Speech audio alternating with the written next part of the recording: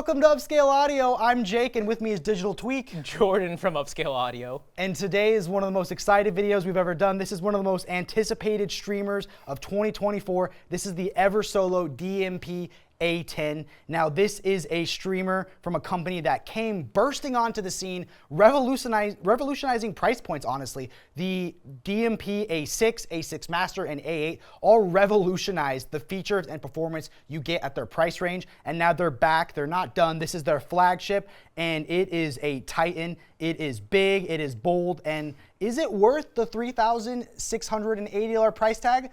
Let's find out. Talk to me about the build quality. Sure. So this is going to be the A10. It does use CNC machined aluminum for its entire chassis, which is why it looks so gorgeous and refined. We do have a new set of fins right here placed on the side, which does help with that sleek aesthetic, but it does also help with some passive cooling as well, making everything a lot quiet and efficient to run. It is a very large chassis as well that comes in at about 17 inches wide, 12 inches deep, and 4.6 inches tall. On the front, we will find a 6.5-inch touchscreen, which if you've used any of the previous Eversolo products, you know how easy it is to use that screen to navigate throughout the menus. We do have a new feature on here, which is going to be a screen on the volume knob. Now, that is customizable, which you can set to my favorite, which is that clock face, or you can switch it to a variety of different custom themes that you can select from within the application. Now, this does help and contradict opposed to their previous flagship model, the A8, by having a lot more aesthetic and robustness behind it. The A8 is more of that traditional black box design. Oh, and the thing that Kevin always loves to touch on is how heavy this is. It comes in at a robust 16 pounds for a streamer DAC preamp. You put that up against a lot of other options, and they don't come in nearly as heavy. I made Jordan carry it across the way. It was a burden to carry, and I did it. Now, Jake, why don't you tell me about some of the internal features of this unit? Yeah, so it's packed to the brim. It's not just pretty, it's packed to the brim with robust features. So one of the big things you're gonna notice is they revamped the clocking system. The A8 used the femto clock. This uses a what is it? How do I pronounce it? What's the acronym? He's our acronym guy. It's the OCXO clock. Yes, that is oven crystal oscillator clock. Oven baked crystal oscillator clock. Okay, basically without that fancy name out of the way, this is gonna help with the timing and the lack of jitter. So you want accurate timing, you want no jitter in your music, otherwise the timing is off and the songs don't sound familiar how they're supposed to or accurate. This has awesome timing and a great purity of sound. They also, now what's the acronym for the Ethernet port? SFP? So this does have optical Ethernet, which is SDIP? No, it was like SFP. I'll Sure. pull out my notes. We'll have it linked down below. But yeah, that's gonna help with the electrical interference, which is distortion and noise. So if you're using the Ethernet port, it's much more isolated. And that's usually a feature you don't see until way higher end models. Now let's talk connections. This thing has every connection you can think of, the kitchen sink and the kitchen sink. So it's gonna have HDMI ARC. So one cable goes from here to your TV, making it a media hub. It's gonna have XLR and RCA inputs and outputs. It's gonna have Toslink, coaxial, USB, literally every connection you can think of it has, and it has them in spades, and it is just a robust thing. Okay, so talk to me about the storage and the acronyms. Sure, I'm going to touch on the storage first.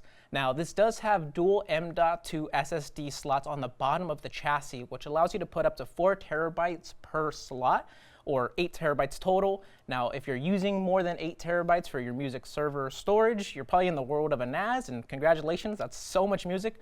Probably more than I will listen to in a lifetime, potentially. Yeah, my Spotify Wrapped came out, and I listened to 2 songs on repeat the entire year. That's why Jordan and my wife hate to drive with me in the car. Yeah, that and you're using Spotify. So moving on over to some of the acronyms I wanted to touch on. Starting off with the DAC, or the digital to analog converter.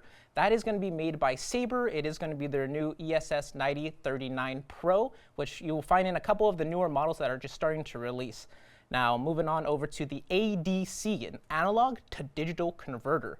Now, the purpose of that is it allows you to take an analog signal in, so let's say a turntable, and then you could digitally apply a processor to it to adjust for room correction, balance left to right, or even some EQ adjustment.